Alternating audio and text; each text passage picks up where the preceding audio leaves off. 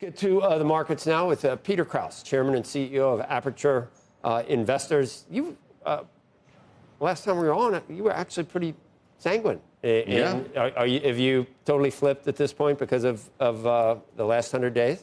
No, actually, I feel like people shouldn't sell their equities. They shouldn't sell their bonds. They should just sort of sit. Would I put more cash in the market today? Either one? Probably not. I think I'd wait to see a little clarity. But I think we're in a very volatile time period. And obviously, the administration's policies are, in some cases, unexpected. And it's making the markets move in unexpected ways. So I think investors have to basically sit with what they have. We, as investors, are carefully looking at what we own. And we might be selling things and buying things to actually improve positions. But, net, I think it's very tough to call right now. Okay. The volatility or the nature of Donald Trump and President Trump in terms of some of his decisions and the way things happen. And he says, whatever he's thinking, he says, obviously, on Truth Social or wherever. Yet, some people you probably respect are either on board with some of this stuff or they like being secretary of whatever it is they're secretary of. But some of these guys are pretty smart and you respect, and they at least on face value think maybe we're negotiating, but they think we need to reset the global trade and shrink the government and all these things that are causing so much tumult. Do you think there's a positive outcome that's possible? Absolutely, there's a positive outcome that's possible. Let's separate, we want to rebalance trade from how we do it. I don't think there's a lot of argument that we needed to rebalance trade. There's probably a lot of argument on how you get it done. And I don't think there's any argument on we want to cut government expense.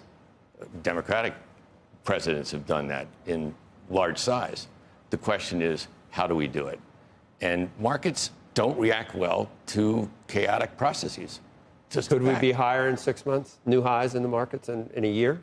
Sure, in a year, yeah, we could. And could we have a better? We could also be lower. I know, but I think that's the point. You asked me what would I do today. I think the point is that it's tough to see.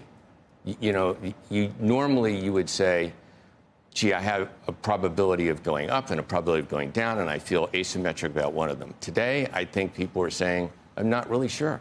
Do you think China is being isolated and will feel the heat, or do you think that they're positioned? Xi doesn't really care what happens, I don't think, to his people as much as we do over here. He could have a stronger hand, theoretically.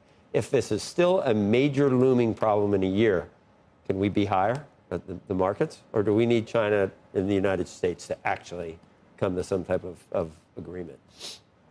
I think it's a mistake for us, meaning the Americans or the United States, to not view the world as being a place where if everybody does better, we do better. Mm-hmm.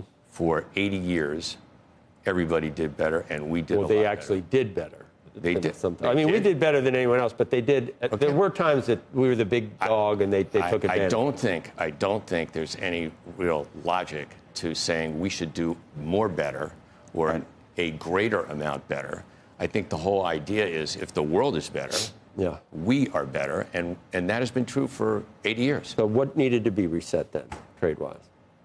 Well, there definitely are trade imbalances, and not trade deficits and surpluses. That's a poor measurement, and I think that's reasonably well articulated. Like Japan should be. We should be.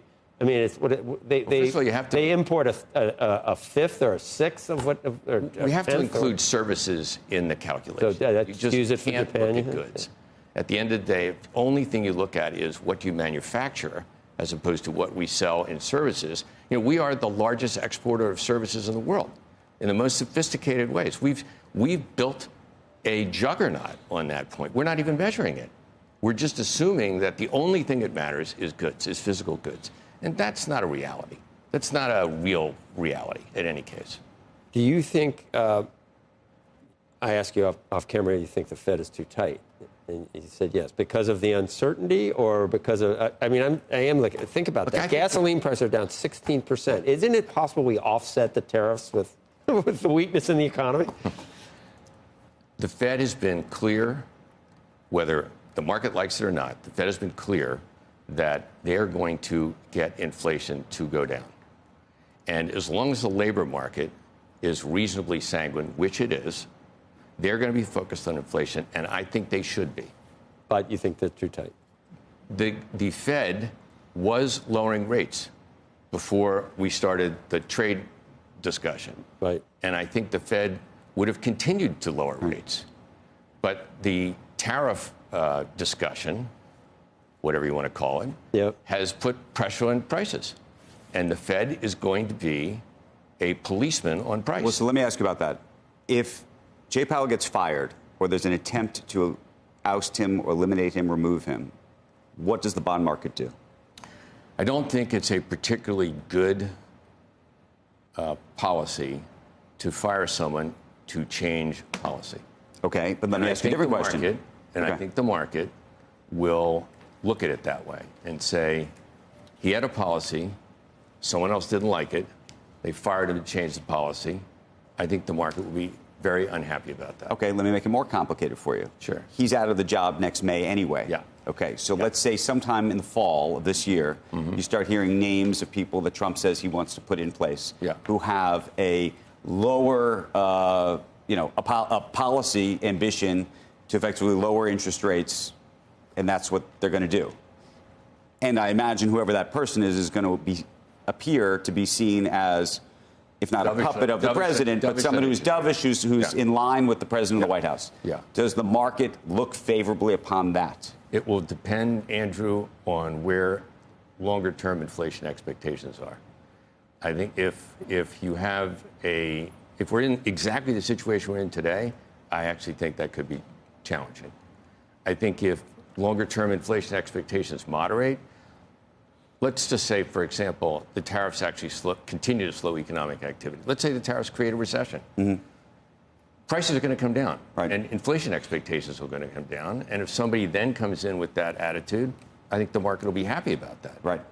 I think if inflation expectations continue to rise and prices continue to rise, then some people are going to say, great, we're going to have interest rates down. That's going to grow the economy faster. But the long end of the bond market is going to say, I don't like that. And the government's going to be borrowing money at not 50 basis points wider, but 150 basis points wider. Right. And that's going to squeeze out the federal deficit. It's going to make the deficit go up. That's a whole process that you have to think about here. You can't just look at the short end of the curve. Right.